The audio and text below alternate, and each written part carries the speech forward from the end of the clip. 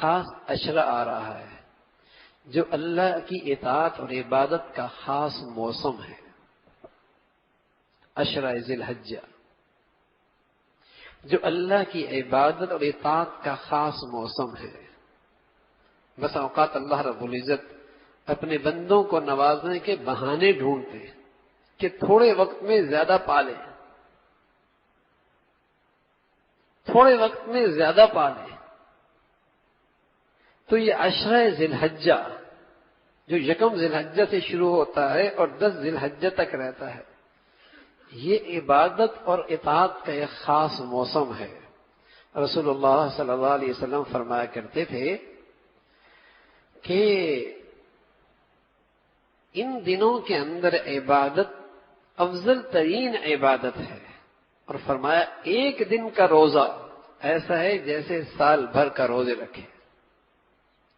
اور اس کی ایک رات کی عبادت اجر و ثواب کے لحاظ سے ایسا ہے جیسے کہ لیلۃ القدر کی عبادت ہے۔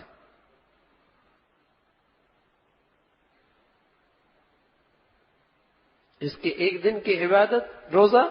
ایسا جیسے ایک سال کے روزے کے برابر، اور جس کی ایک رات کی عبادت اجر و ثواب کے لحاظ سے ایسی جیسے کہ شب قدر کی بقدر۔ اور عرفہ کا روزہ 9ویں تاریخ کا،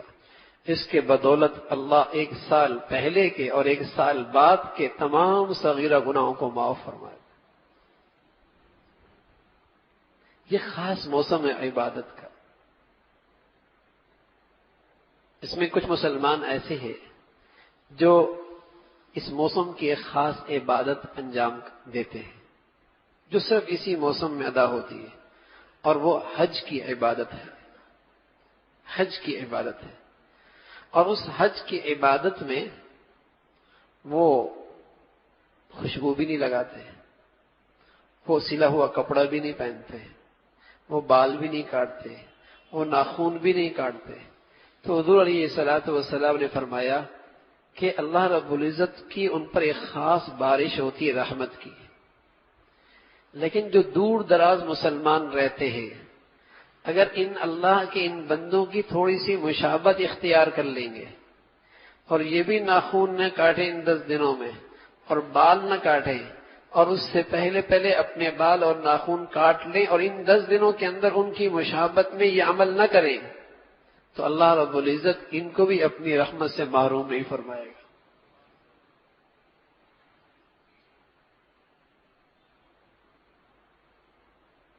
کہ پہلے سے اہتمام کر لیا، بال کٹوا لیے، ناخن کٹوا لیے، تو وہ جو اللہ کے دربار میں حاضر ہونے والے مسلمان ہیں ان سے تھوڑی سی مشابہت اختیار ہو گئی، تو اللہ بہانے ڈھونڈتا ہے اپنے بندوں کو نوازنے کے، بہانے ڈھونڈتا ہے۔ اس موسم کی قدر کرو، عبادت میں اضافہ دکھاؤ، اللہ کو شوق دکھاؤ، عبادت کا رغبت دکھاؤ کہ واقعی ہم عبادت اور طاعت کے شوقین ہیں، ہمیں آخرت کی فکر ہے، زندگی کے مقصد سے ہمیں لگاؤ ہے۔ اس موسم میں دکھاؤ، اپنے بچوں کو بھی، اپنے عورتوں کو بھی، گھروں کے اندر ماحول بنے عبادات کا۔ اللہ رب العزت بھائی مجھے بھی اور آپ کو بھی جو کچھ کہا سنا عمل کی توفیق